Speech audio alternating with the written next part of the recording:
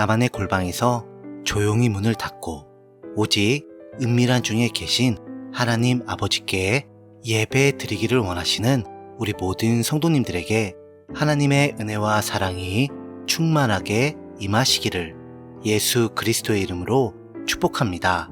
다 함께 기도하심으로 예배를 시작하겠습니다.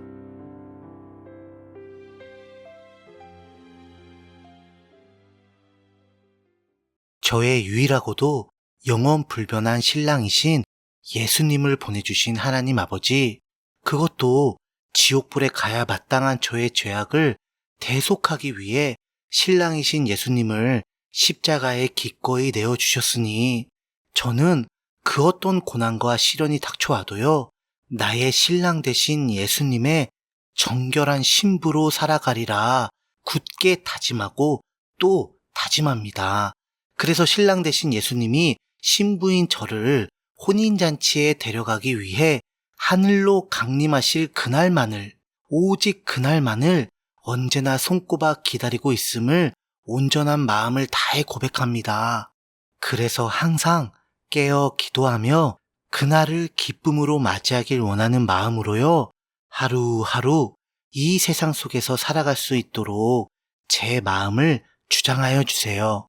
이러한 소망을 담아 오직 신랑 되신 예수님 품에 안겨드리는 이 예배를 우리 하나님 아버지만 기쁘게 받아주세요. 예수님 이름으로 기도합니다. 아멘. 다 같이 찬송가 175장 신랑 되신 예수께서, 찬송가 175장 신랑 되신 예수께서, 우리 다 함께 찬송하시겠습니다.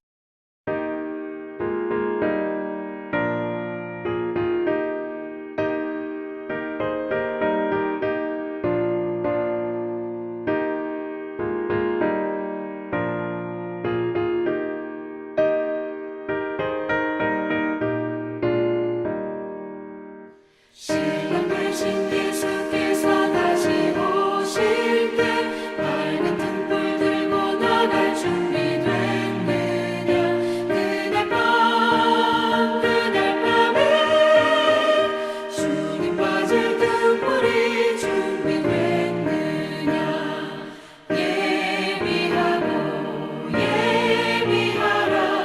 우리 신랑 예수 오실 때 밝은 등불 손에 들고 기쁨으로 주를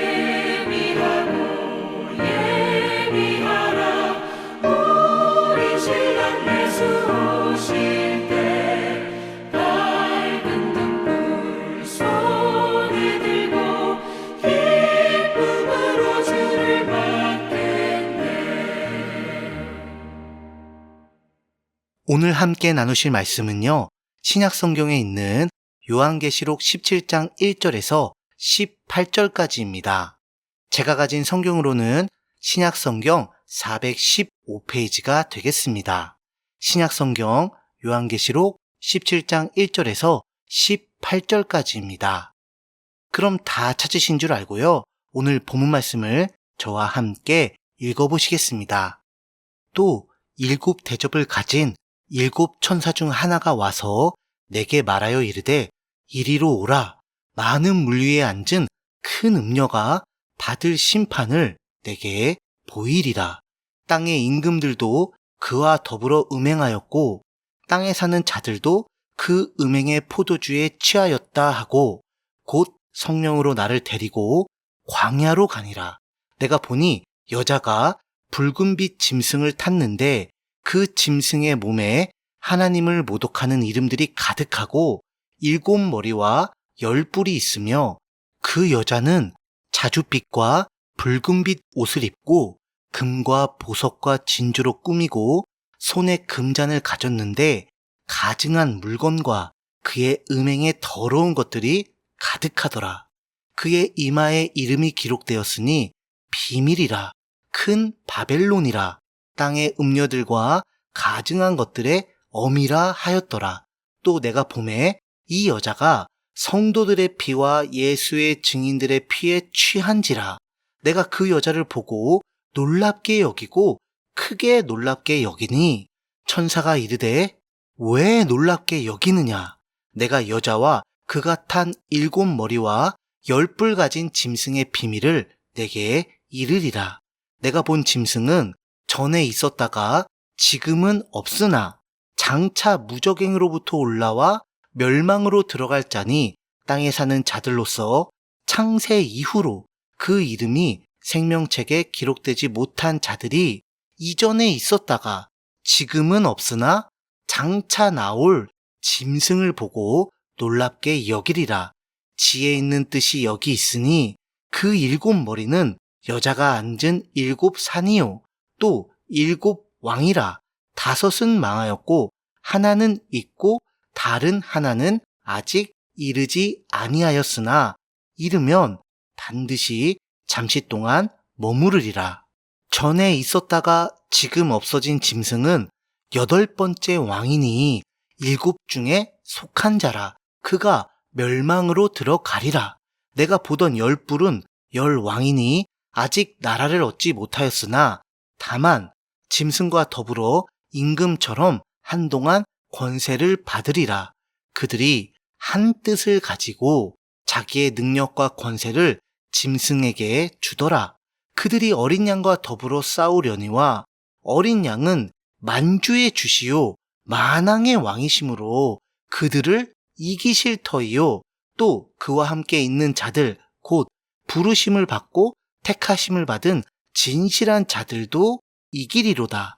또 천사가 내게 말하되 내가 본 바 음녀가 앉아있는 물은 백성과 무리와 열국과 방언들이니라. 내가 본 바 이 10 뿔과 짐승은 음녀를 미워하여 망하게 하고 벌거벗게 하고 그의 살을 먹고 불로 아주 사르리라. 이는 하나님이 자기 뜻대로 할 마음을 그들에게 주사 한 뜻을 이루게 하시고 그들의 나라를 그 짐승에게 주게 하시되 하나님의 말씀이 응하기까지 하심이라. 또 내가 본 그 여자는 땅의 왕들을 다스리는 큰 성이라 하더라. 아멘. 1절을 보시면요. 7 대접을 가진 7 천사 중 하나가 사도 요한에게 많은 물 위에 앉은 큰 음녀가 받을 심판을 보여주게 됩니다. 여기서 물은 성경적으로요. 크게 2 가지의 의미를 가지고 있는데요. 첫 번째는 죄를 심판하는 형벌의 도구를 상징합니다. 대표적으로 노아의 홍수가 있지요. 2 번째는 성령님을 상징합니다. 이 또한 대표적으로 생수의 강이 있지요. 생수의 강. 그래서 물은 영생과 영벌, 다시 말해 천국에서의 영생 복락과 지옥에서의 영원 불모지라는 극과 극의 양면을 가진 그런 상징인 것입니다. 그렇다면 지금 큰 음녀가 물 위에 앉아 있다는 것은 둘 중에 과연 무엇을 의미하는 걸까요? 두말할 필요 없이 죄를 심판하는 형벌의 도구 위에 앉게 되어 이제 곧 지옥에서의 영원 불못이라는 영벌을 받게 된다는 뜻입니다. 그런데 이 큰 음녀는 자기 혼자만 적그리스도를 우상으로 곧 자기 남편으로 삼는 그런 간음을 저지른 것이 아니라 2절을 보시면 땅의 임금들도 또 땅에 사는 자들도 그와 더불어 음행의 포도주를 마시며 다 같이 한 통속으로 음행하였다고 합니다. 이는 현재 로마 카톨릭, 우리가 흔히 말하는 천주교 성당 있죠? 거기를 중심으로 연합된 정치 세력의 그 근간을 둔 종교 통합, 현재 세계교회연합회라고 하는 WCC가 주도하는 에큐메니칼 운동으로 전개가 되고 있습니다. 또한 우리 대한민국, 바로 우리 국내는요, 한국기독교교회협의회라고 하는 KNCC, 그리고 우리나라 밖의 국외는요, 세계복음주의 연맹이라고 하는 WEA 등등이 있지요.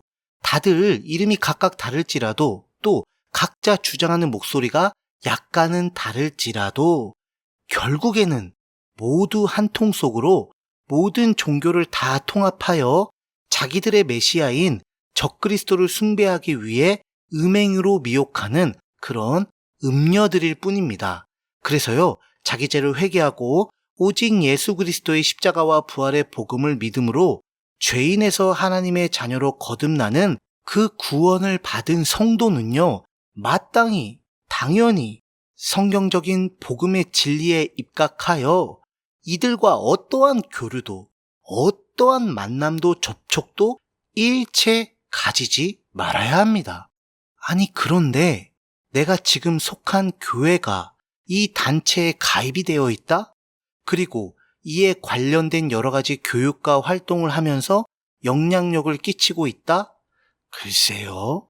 제가 하나님이 아니라서 이런 단체들의 사상과 이념을 추구하는 그런 교회나 거기 속한 목회자나 성도들의 실체를 완전하게 파악할 수는 없지만 제 개인적인 판단을 말씀드리자면 이거 하나만은 분명합니다.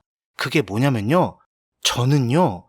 절대로 단언컨대 그들과 함께하지 않을 겁니다.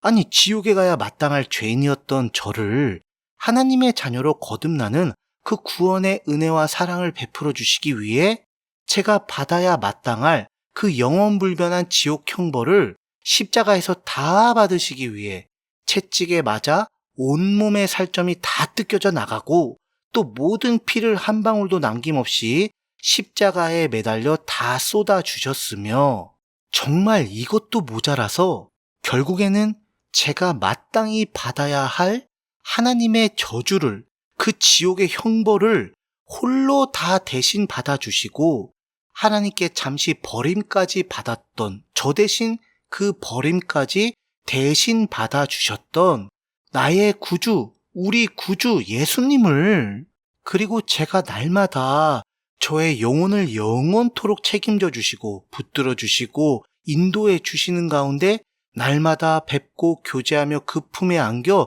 영원토록 예수님과 함께 살고 있는데 아니 제가 어떻게 감히 도대체 왜 적 그리스도라는 사탄 마귀의 자식을 숭배하는 그런 가짜 교회, 음행하는 그런 단체에 가입해 있을 수가 있겠습니까? 결코 절대로 단언컨대 그럴 수는 없지요. 그리고 예수님께서도 절대로 그렇게 그냥 놔두시지도 않을 거고요. 그러니 여러분들도 한번 진지하게 잘 생각해 보시고 판단을 해 보시기를 예수님 이름으로 축복합니다. 계속해서 3절을 보시면 성령님께서 사도 요한을 데리고 광야로 가시는데요. 거기서 한 여자를 보게 됩니다. 그런데 그 여자는 붉은빛 짐승을 탔다고 합니다. 이는 적그리스도의 나라인 로마 제국 한 중심에 위치한 바티칸 시티의 교황청을 상징하는데요. 실제로 바티칸 시티는요, 7 산으로 둘러싸여 있습니다. 그런데 그 짐승의 몸에 하나님을 모독하는 이름들이 가득하고 7머리와 10뿔이 있다고 하네요. 이는 적그리스도가 예루살렘 제3성전의 보좌에 앉아 자기를 하나님이라고 칭하는 그런 신성 모독을 말하는데요. 7머리와 10뿔은 장차 그 옛날 로마 제국의 부활과도 같은 최종적인 유럽 연합의 형태와 조직을 상징하는 것입니다. 물론 이 연합의 수장은 지극히 당연히 적 그리스도이고요. 이 유럽 연합이 온 세계 모든 나라의 패권을 쥐락펴락하게 되면서요. 적 그리스도와 그 추종 세력이 통치하는 세계 단일 정부, 그리고 오직 적 그리스도만을 숭배하는 세계 단일 종교가 완성되게 되는 것입니다. 또 4절을 보시면 자줏빛과 붉은빛 옷을 입고 금과 보석과 진주로 꾸미고 손에 금잔을 가졌다고 하네요. 이는 실제 로마 카톨릭의 교황과 그 사제들의 복장을 정확하게 묘사하는 내용입니다. 그리고 그들이 사용하는 모든 성전 도구는 사람이 보기에 화려하고 웅장할지는 모르겠으나 우리 심판주 하나님께서 보시기에는 가증한 물건과 그의 음행에 더러운 것들이 가득하다고 하십니다. 또 5절을 보시면 그의 이마에 이름이 기록되어 있는데 뭐라고 하시냐면 비밀이라, 큰 바벨론이라, 땅의 음녀들과 가증한 것들의 엄이라 라고 합니다. 여기서 사실 정확하게 구별을 하자면요. 적그리스도의 제국은 큰 성 바벨론, 큰 음녀는 로마 카톨릭입니다. 그러나 이 구절에서는 적그리스도나 로마 카톨릭이나 동일하게 바벨론이라는 한 단어로 지칭하고 있지요. 이는 적그리스도와 로마 카톨릭이 너와 나라는 구분을 지을 수 없는 그런 연합, 곧 부부와 같은 한 몸을 이루고 있다는 것을 증거하는 것입니다. 이는 신랑 되신 예수 그리스도와 그 신부인 성도의 연합을 모방하고 있는 것이죠. 그러나 적그리스도와 로마 카톨릭의 연합은 16절과 같이 적그리스도의 배신으로 음녀는 처절한 파국을 맞이하게 되나 결국 배신자나 버림받은 자나 모두 똑같이 함께 진노의 죄심판을 통한 영원 불변한 지옥 형벌을 맞이하게 되지요. 그러나 우리의 영원한 신랑이 되시는 구주 예수 그리스도께서는 이런 적그리스도와 정반대이십니다. 아니, 비교할 걸 비교해야죠. 말도 안 되죠? 저와 여러분, 바로 그분의 십자가 대속의 보혈로 구속하여 그분의 영생의 부활로 승리를 주신 그분의 신부를, 그리고 그분의 성도를, 그분의 이긴 자들을 단언컨대 결코 절대로 영원 불변토록 떠나거나 버리시지 않습니다. 왜냐하면 우리 구주 예수 그리스도께서는 어제나 오늘이나 내일이나 영원토록 변함없이 동일하시기에 거짓말을 하지 않으시기 때문이죠. 왜냐하면 우리가 아직 죄인 되었을 때에 그리스도께서 우리를 위하여 죽으심으로 하나님께서 우리에 대한 자기의 사랑을 확증하셨기 때문입니다. 아멘, 또 아멘입니다. 그래서 지극한 영광과 존귀와 권세와 경배를 오직 우리 하나님 아버지와 그 어린 양 예수 그리스도만 받기에 합당하신 것이죠. 자, 계속해서 6절을 보시면요. 이 여자가 성도들의 피와 예수의 증인들의 피에 취한지라 라고 하는데요. 아까 2절에서 언급된 음행의 포도주가 바로 이 피를 뜻하는 것입니다. 여러분, 우리 기독교를 가장 많이 핍박하고 박해하는 가운데 온갖 마녀 사냥을 하는 세력의 중심은 결코요 타종교가 아닙니다. 뭐 예를 들어 불교나 이슬람교와 같은 그런 타종교가 아니에요. 누구냐면요, 바로 자칭 기독교라고 미혹하는 가짜교회, 곧 사탄과 적그리스도와 악령의 교회인 로마 카톨릭인 것입니다. 천주교 바로 그 성당이라는 거예요. 그래서 세상 사람들이 구별하듯이 로마 카톨릭은 구교, 우리 기독교는 신교가 절대로 아닌 거예요. 거기는 큰 집이고 우리는 거기서 나온 작은 집이 결코 절대로 아니라는 뜻입니다. 오직 예수 그리스도를 구주로 믿어 거듭남의 구원을 받아 탄생한 우리 기독교의 시작은 큰 음녀인 로마 카톨릭이 아니라요. 그 이전에 오순절 성령 강림으로 시작된 바로 초대교회입니다. 초대교회. 이를 핍박하고 박해하기 위해 사탄은요, 그 바벨론 제국의 예표이자 적그리스도의 모형인 로마 제국과 그 황제를 도구로 사용하였지요. 그러나 요한계시록에 나오는 이스라엘의 남은 자들 가운데 그 666표를 거부하고 인내의 믿음으로 성령님의 인도하심을 받아 당당히 순교를 택했던 그 성도들처럼 우리 초대교회의 선진들도 똑같이 그 아름다운 순교의 열매를 맺었습니다. 또 이 표를 거부하면 매매를 못하는 것을 두려워하지 않고 하나님의 피난처인 페트라에 숨어 믿음을 지켰던 또 다른 남은 자들과 같이 세상의 모든 부귀영화, 명예권세, 무병장수의 낙을 다 버리고 지하 동굴인 카타콤에 숨어 들어가 끝까지 버티며 오직 예수님을 향한 믿음을 인내로 결실한 자랑스러운 선진들도 있었지요. 그러자 사탄은 그 공격 방법을 바꿔 핍박과 박해에서 유혹과 미혹이라는 누룩을 침투시켜 교회를 변질시키게 만들었어요. 그 정점이 바로 로마 황제 콘스탄티누스 1세가 밀라노 칙령을 통해 기독교를 로마 제국의 정식 종교로 공인한 사건입니다.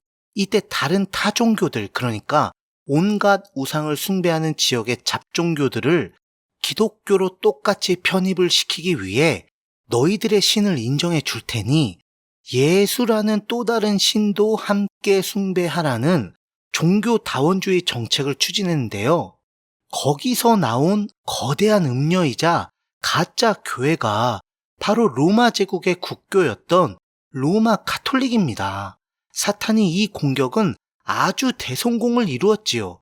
그래서 결과적으로 이제 곧 7년 대환란을 맞이하게 되는 현재의 이 임박한 시점에 이르러서도 대다수의 기독교인들은 로마 카톨릭의 실체를 보지 못하고 구교니 큰 집이니 우리랑 뿌리가 같다느니 한 식구라느니 심지어 같은 믿음, 같은 신앙을 가지고 있다는 미혹을 받고 있는 것입니다. 그러나 사탄이 단언컨대 결코 절대로 미혹하지 못하는 유일한 존재가 있습니다. 누굴까요? 누구긴요. 바로 우리 성삼위일체 하나님이시죠. 타락한 피조물이 어찌 창조주를 넘볼 수가 있겠습니까? 그래서 하나님께서는 7절부터 이 로마 카톨릭의 미혹, 바로 그 음녀를 비롯하여 그녀와 연합한 짐승이 가진 그 비밀에 관하여 적나라하게 폭로하고 계신 거예요.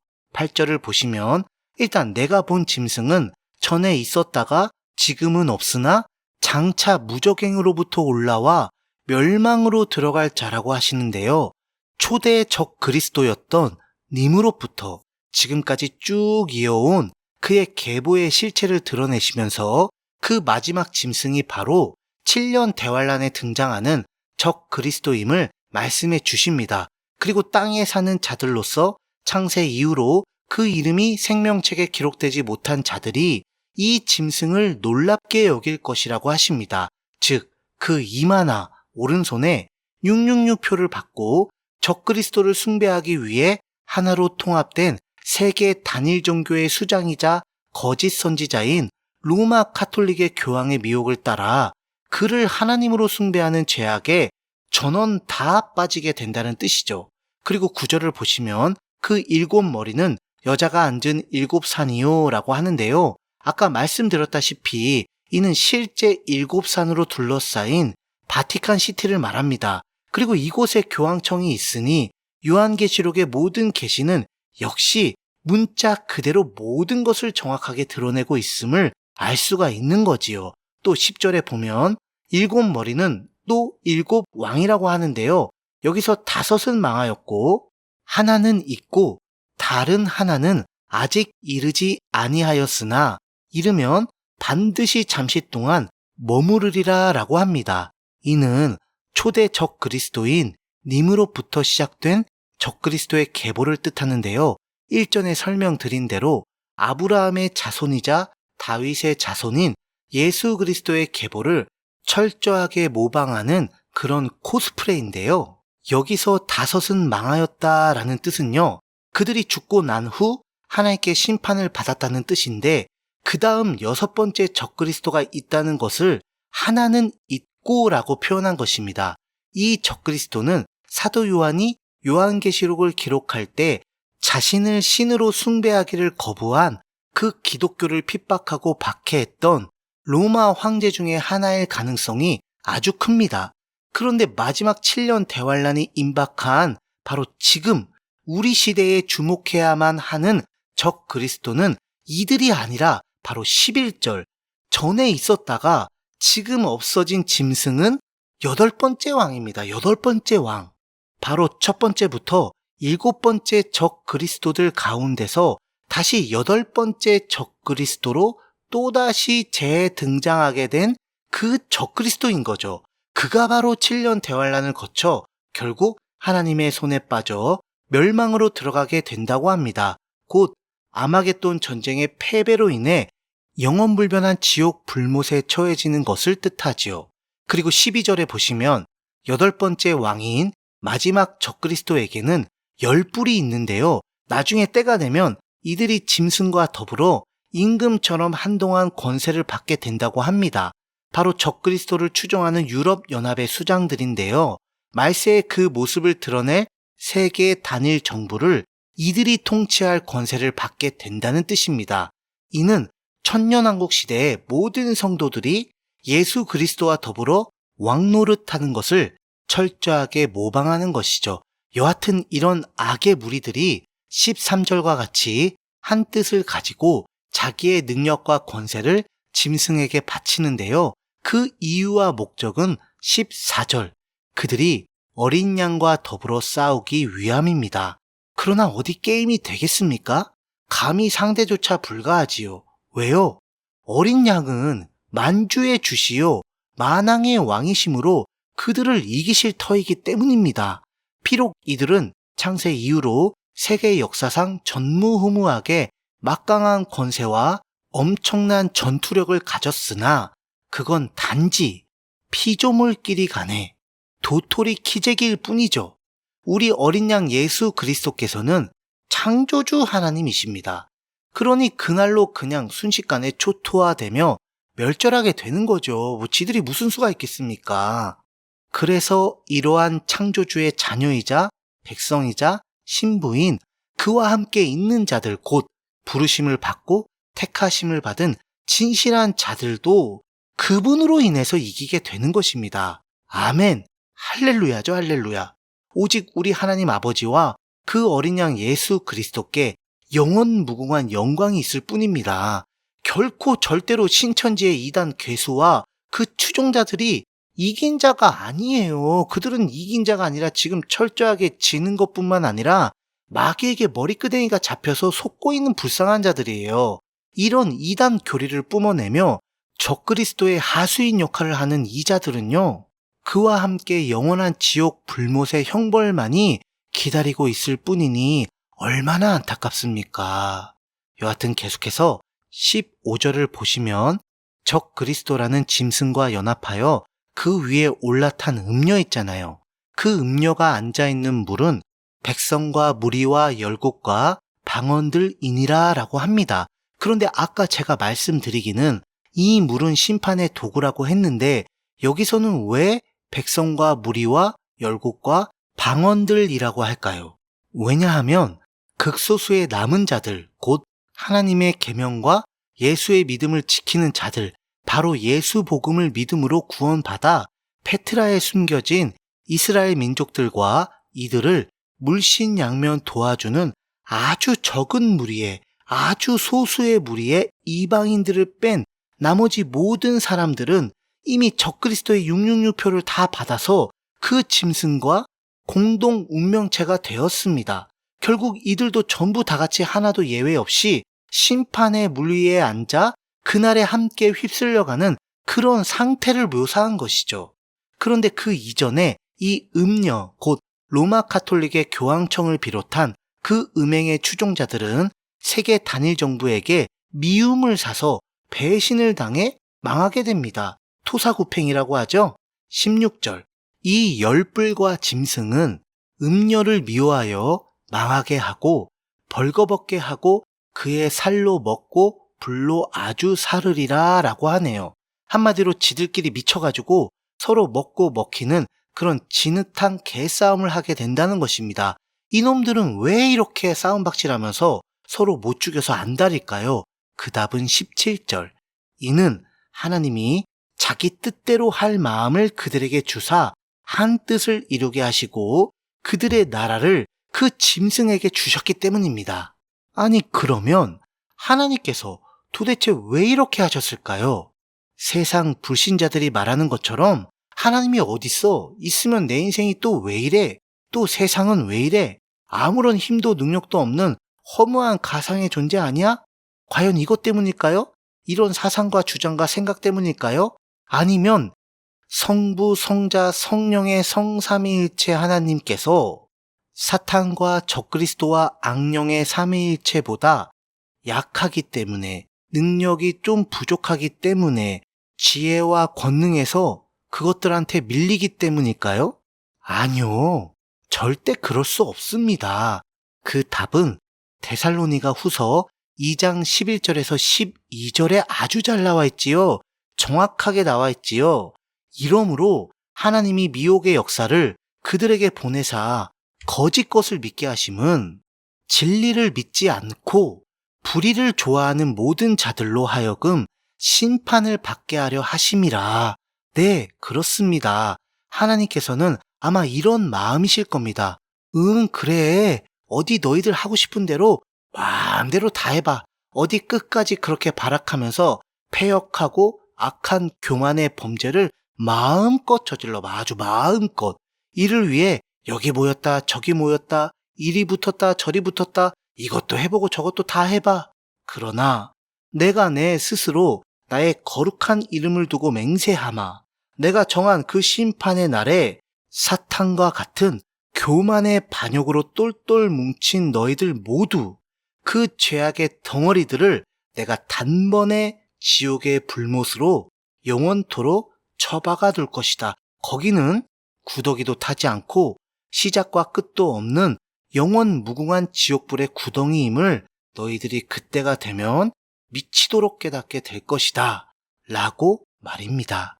그런데 그들의 이런 발악은요, 밑도 끝도 없이 영원하지가 못합니다. 마지막 정한 순간이 있어요. 그때가 언제인가요? 네, 바로 하나님의 말씀이 응하기까지입니다. 그러니까 오직 예수 그리스도의 십자가와 부활의 복음을 통한 하나님의 구속사와 그 나라가 완성이 되는 바로 그날, 곧 만왕의 왕이신 예수 그리스도께서 이 세상을 천년 왕국으로 아버지 하나님께 바치는 그날, 이 악의 무리, 이 죄악의 덩어리들은 그날로 끝나게 됩니다. 그러나 저와 여러분, 곧 자기 죄를 회개하고 오직 예수 그리스도의 십자가와 부활의 복음을 믿어 죄인에서 하나님의 자녀로 거듭나는 그 구원을 받은 우리 교회, 그리고 이와 동일한 믿음으로 대환란의 재앙들 속에서도 회개하고 우리와 동일한 믿음으로 동일한 구원을 받은 대환란 성도들은 그리스도와 더불어 천년 동안 왕노릇하며 이들의 멸망을 다 같이 영원토록 함께 지켜볼 것입니다. 우리 다 함께 기도하겠습니다.